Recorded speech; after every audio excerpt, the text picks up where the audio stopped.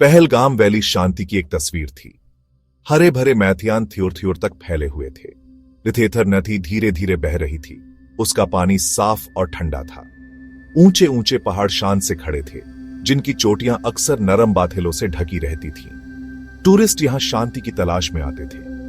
वे कुथेरत की शांत सुंदरता का आनंद लेने आते थे। बच्चे आजादी से हंसते थे, उनकी आवाजें ताजी पहाड़ी हवा में गूंजती थीं। परिवार घुमावदार रास्तों पर टहलते थे। यह एक महफूज जगह थी, एक ऐसी जगह जहां चिंताएं वसंत की धूप में बर्फ की तरह पिघल जाती थीं। हवा खुद में शुद्ध महसूस होती थी, थीवदार और जंगली फूलों की खुशबू से भरी हुई। यह शांति का एक ठिकाना था, लड़ाई झगड़े की कठोर सच्चाइयों से बहुत दूर। फिर वो हुआ जिसके बारे में कोई सोच भी नहीं सकता था। 23 अप्रैल 2025 को इस खूबसूरत नजारे पर अंधेरा छा गया। कुछ बेरहम बंदूकधारियों ने गोलियां चलाना शुरू कर दिया। उन्होंने बैसरन में, जो पहलगाम शहर से थोड़ी ही थ्योरी पर एक पहाड़ी मैथियान है, शांति से दिन बिता रहे मासूम टूरिस्ट्स को निशाना बनाया। गोलियों की अचानक आवाज ने शांति को चीर दिया। हंसी डर की चीखों में बीठल गई। साफ पहाड़ी हवा अचानक बारूद और डर की गंध से भर गई। ये शांत नजारा एक क्रूर हिंसा का गवाह बन गया। यह शांतिपूर्ण जगह अचानक एक भयानक युद्ध भूमि में बिठेल गई। एक ऐसी जगह जहां खौफ का मंजर था जिसकी कल्पना भी नहीं की जा सकती। इसका फौरन असर बहुत भयानक था। उस दिन 20 मासूम जिंदगियां बेरहमी से खत्म कर दी गई और भी कई लोग घायल हुए। उनके शरीर और आत्मा इस हिंसा से जख्मी हो गए। बैसरन की शांत सुंदरता खून से लथपथ हो गई। भगदड़ मच गई जैसे जंगल में आग फैलती है। लोग अपनी जान बचाने के लिए भागे।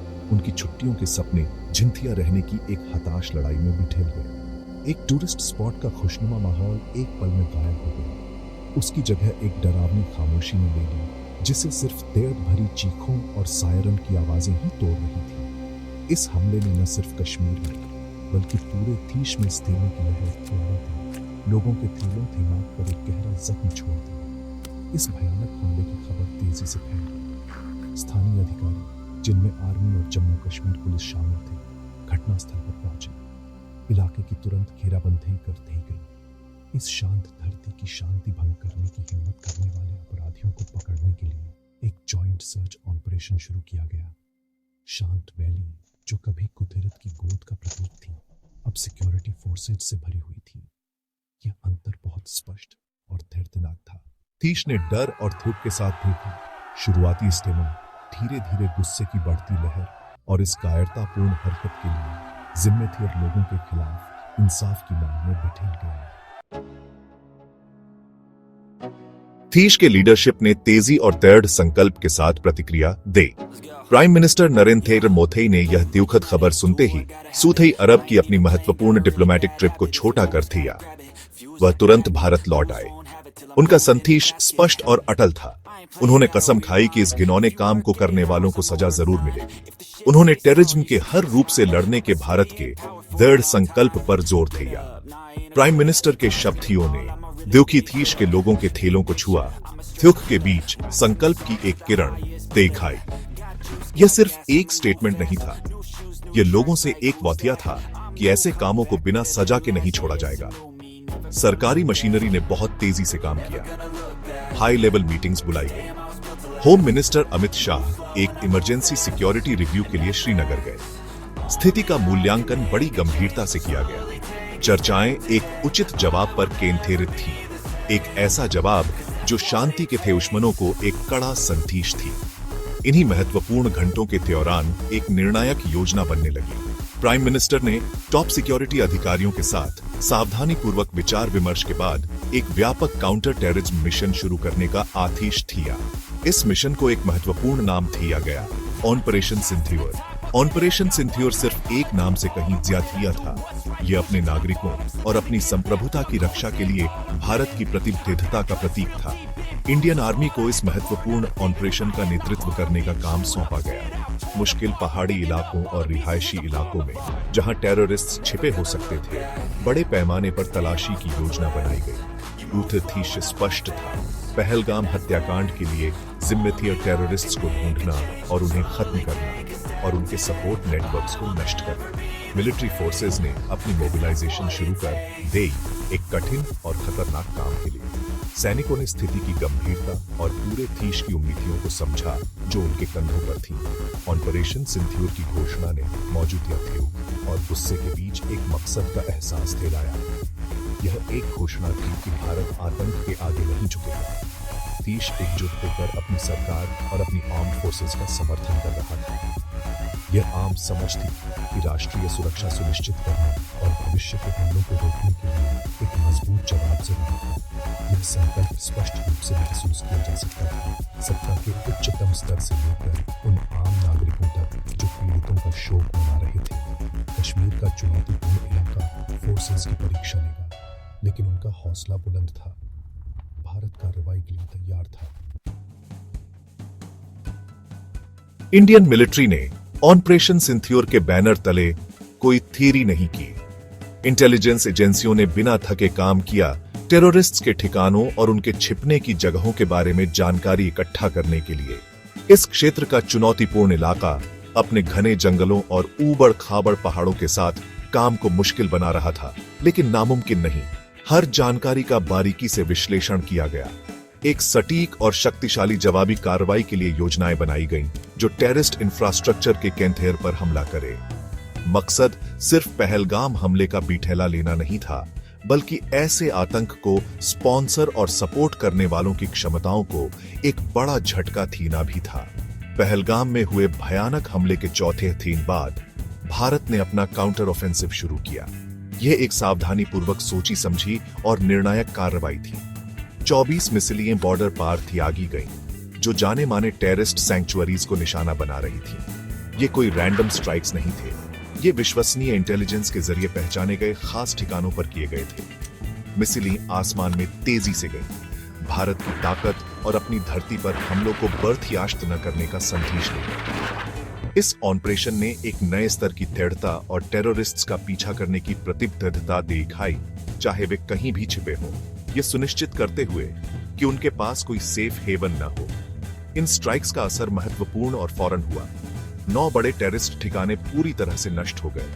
ये सिर्फ खाली इमारतें नहीं थीं, ये भारत के खिलाफ टेररिस्ट गतिविधियों के लिए ऑपरेशनल सेंटर, ट्रेनिंग ग्राउंड और लॉन्च पैड थे। स्ट्राइक्स की सटीकता ने यह सुनिश्चित किया कि लक्षित ठिकानों पर ही हमला हो, जिससे कोलेटरल डैमेज कम से कम हो और टेररिस्ट ग्रुप्स पर ज्यादा से ज्यादा असर पड़े। रिपोर्ट्स ने पुष्टि की कि इस तेज और शक्तिशाली जवाबी कार्रवाई में 100 से ज्यादा टेररिस्ट्स मारे गए। द रेजिस्टेंस फ्रंट, जो लश्कर-ए-तैयबा का एक ऑफशूट है और जिसने पहलगाम हमले की जिम्मेदारी ली थी, को एक बड़ा झटका लगा। एक हताश और अपेक्षित प्रतिक्रिया में पाकिस्तान ने जवाबी कार्रवाई करने की कोशिश की। उन्होंने भारत की ओर लगभग 400 ड्रोन्स लॉन्च किए, इस उम्मीद में कि वे नुकसान पहुंचाएंगे या दहशत फैलाएंगे, लेकिन भारत तैयार था। तीश का advanced S-400 air defence shield, जो उसकी मॉडर्न मिलिट्री क्षमताओं का प्रमाण है, हरकत में आया। इस सोफिस्टिकेटेड सिस्टम ने आसमान में आने वाले सभी ड्रोन्स को ट्रैक किया, इंटरसेप्ट किया और मार गिराया।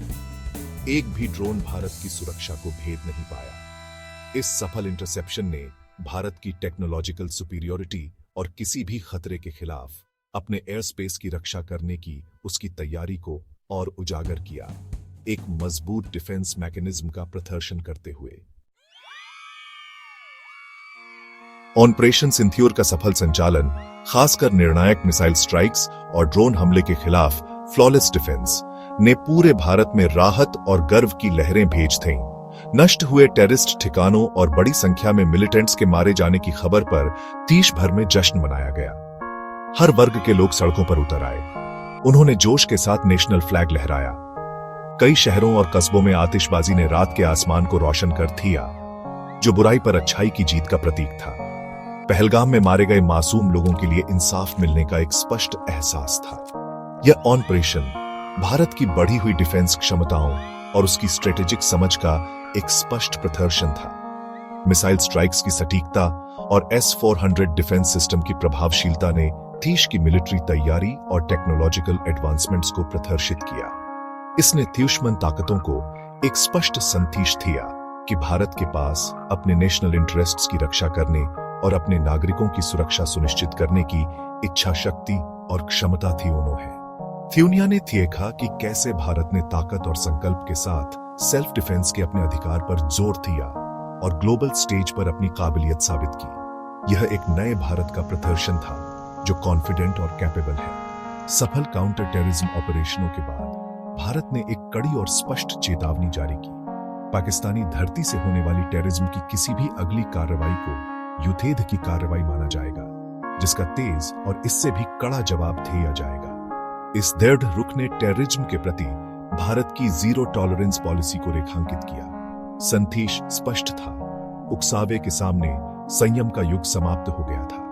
भारत अपनी संप्रभुता और अपने लोगों के जीवन की रक्षा के लिए सभी आवश्यक कृत्य उठाने में संकोच नहीं करेगा। इंटरनेशनल लीडर्स, जिनमें यूएस, रशिया और ईयू के लीडर्स शामिल थे, ने पहले पहलगाम हमले की निंदा की थी और अब भारत की निर्णायक कार्रवाइयों को देखा। जब देश आतंक के खिलाफ इस महत्वपूर्ण जीत का जश्न मना रहा था, तो उन बहादुर सैनिकों के लिए गहरी कृतज्ञता और सम्मान की भावना भी थी, जिन्होंने इसे संभव बनाया। मातृभूमि की रक्षा करते हुए कर्तव्य की राह में अपने प्राणों की आहुति देने वाले शहीदियों को श्रद्धांजलि दी गई। उनके बलिदान को भुलाया नहीं गया। ऑपरेशन सिंदूर की सफलता उनके साहस, समर्पण और प्रोफेशनलिज्म का प्रमाण थी। जीत का जश्न मनाते हुए देश ने शहीद वीरों को याद करने के लिए भी कुछ पल निकाले और शांति, सुरक्षा और सभी खतरों के खिलाफ अपनी सीमाओं की अखंडता को बनाए रखने की अपनी प्रतिबद्धता को दोहराया।